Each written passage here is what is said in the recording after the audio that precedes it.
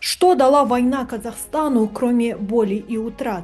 Этот вопрос звучит почти кощунственно, но именно в этой жестокой правде и кроется сила народа. В годы войны Казахстан стал не просто надежным тылом, но и могучей опорой для всей советской экономики. Каждая 9-я пуля из 10 была отлита из казахстанского свинца. Под свист снарядов и грохот танков рождалась наука. Под пеплом репрессии поднимался дух народа. Здесь выросли заводы, Академия наук, армия героев и целые поколения, закаленные в лишениях. Репрессированный, обезглавленный народ нашел в себе силы не просто выжить, а стать незаменимым. Война не пощадила, но и разбудила. Это интервью с казахским историком Досымом Зекирией. Рассказ о том, как в пламени войны закалялся новый Казахстан. Казахстан не просто тыл, не просто статистика, а сердце, качавшее кровь в артерии фронта.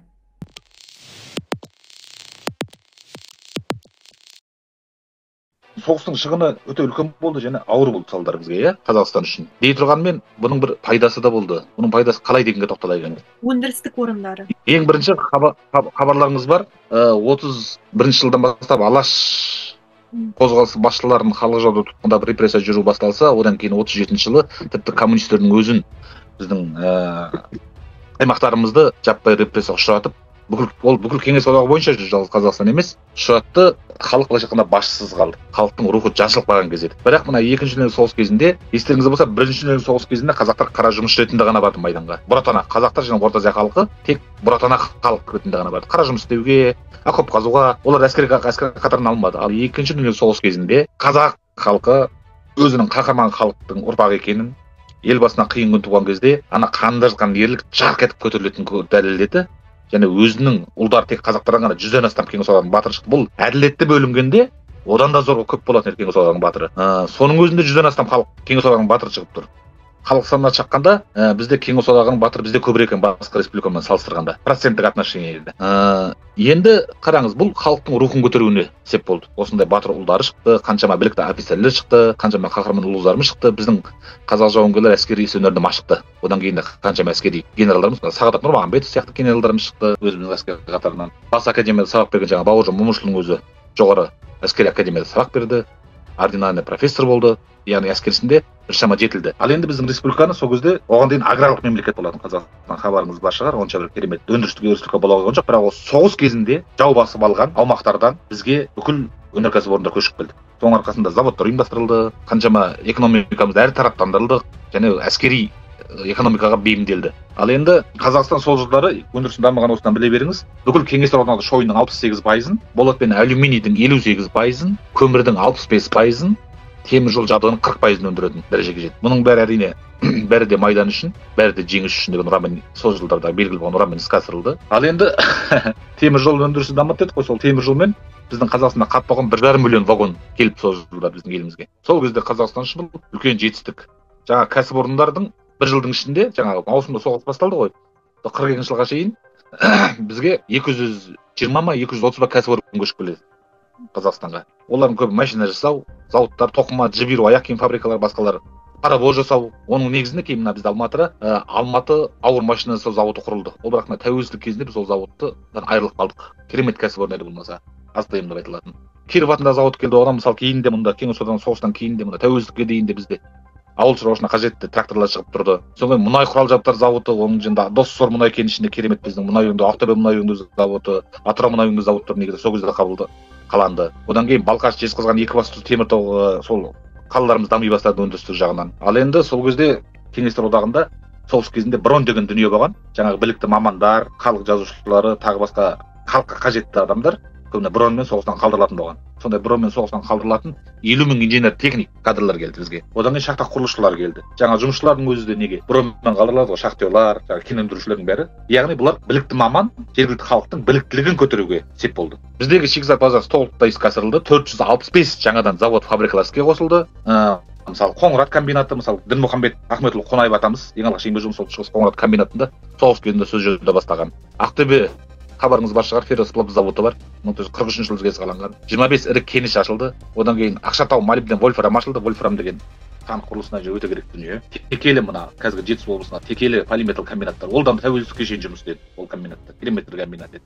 Осылар ашылды. Яғни Қазақстан Майдан даласының нағыз жабдықтаушы, шикізат және өндіруші орнына айналды. Шығыс Қоңырат мен айтып өткен бүкіл Кеңес одағында өндірілетін молибденнің 60%-ын беріп отыр.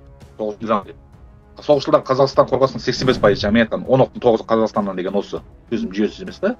Полиметалдың 70%-ын, мыстың 50%-ын, вольфрамның 20%, молибденнің 40%-ын берді. Енді сол кездегі стахановшылар деген бір дүние пайда болды, ол жоспарды артығымен орындау. Соның нәтижесінде бір Қарағандының өзі бір жылда көмір өндіру 70-75%-ға арттырылып кетті. 4 жылдың ішінде 34 миллион көмір шығарса, сол жаңағы Қарағанды кен орны ашылғаннан бастап 1941 жылға шейін шығарған көмірден 3 миллион тоннаға артық екен 4 жылда шығарған көмірі. Ембі мұнай бар еді, оған қосымша 4 мұнай ашылады, мұнай хабарлар іске қосылды.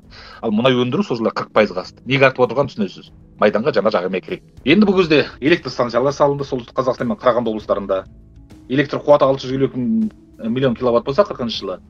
Ал енді 45-ші жылы 1 миллион 148 миллион 1 миллиард 148 миллион киловаттқа жетті. 2 есеге жақын өсті. Темір жолдар бағаланады. Мақат темір жолы, Ақмола темір жолдары, Орал Поволжьемен, яғни Еділ бойымен жалғастыратын магистралдар салынды деп бағана айтып өттім ғой.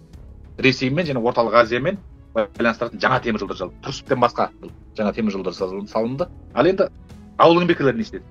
Бұл енді өндіріс орындарын айттық біз, иә? Енді ауыл еңбеккерлерінің үлесі бұл кездегі. 42 жылдың өзінде жаңағы трактор жоқ, оны игеретін мамандар жоқ.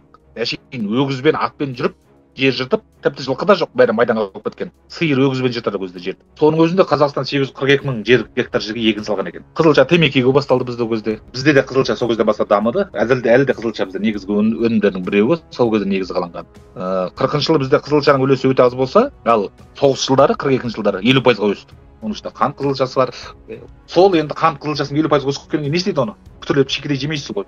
Алматы қант зауытының негізі осы кезде қаланады. Кейіннен Жамбыл қант зауыты пайда болды деген сияқты. Ол бұның бәрі сол кезде мынау Молдова, Украина, Белоруссияның Кеңес одағына беріп отырған өнімдердің бәрін сол кезде Қазақстанға ғана беріп отыр. Мен басқа орта азияны есептеп отырған жоқпын. Қырғызстан, Өзбекстан, Түркменстан, олар туралы онша хабарым жоқ, соны өтірік айтқым келмейді. Ал жаңағы соғыс кезіндегі мына 41-45 жылдар аралығындағы 4 жылда Қазақстанның өзі 5 миллион 829 мың тонна астық береді майданға. Астық бұл 734 мың тонна ет және одан басқа да азық-түлік түрлері мен өнеркәсіпке қажетті шикізат жіберіп отырады. Ал енді сол кездегі атақты диқандар, мына Қызылорда өңірінен атақты күрішші Ыбырай Жақай, гектарына 178 центнер. Звено жетекшісі Мұхамедиева, қызылшадан 600 центнер өнім жинаған гектарына. Шығанақ Берсикті білесіз, атақты тарышы. Ол 150,8 центнер таралған. Рекорд. Бұның бәрі енді қойшылар. Жезқазғанды шопан болған екен, Мұқашев деген атамыз 100 қойдан 180 қозыға дейін алған. Енді ол 180 қоз алу, 110 қоз алудың кейінгі уақыттары болды.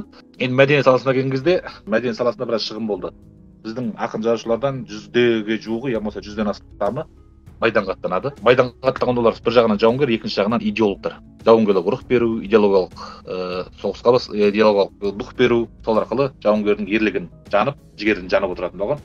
Жұмағали Сайын атақты кейін соғыстан аман келген үлкен жазушымыз болды.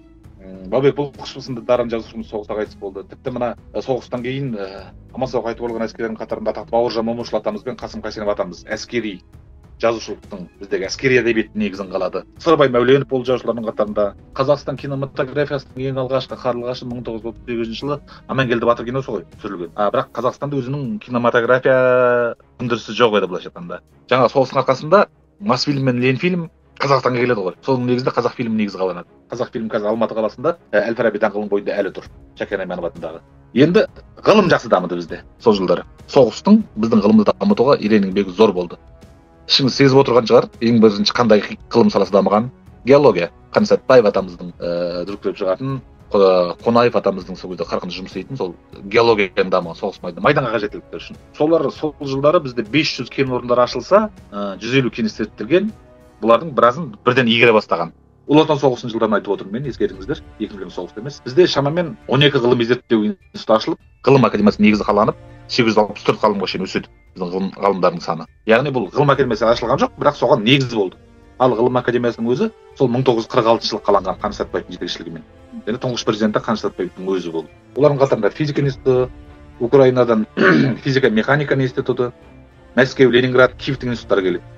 Геннадский, Авручев, Мешаников, Бах, Берг, Павровский көптеген ғалымдар бізде жұмыс істейді. және соның қатарында жаңағы бұрынмен қалған атақты мәдениет қайраткерлері, ғалымдары, кеншілердің бәрі де, тіпті мына кеңес одағын ұзақ жылдар бойы басқарған Леонид Ильич Брежневтің отбасы да біздің Қазақстаннан келіп пана таба сол. Дей тұрғанмен ұмытуға болмайды. Соғыс жалпы жақсы нәрсе емес қой.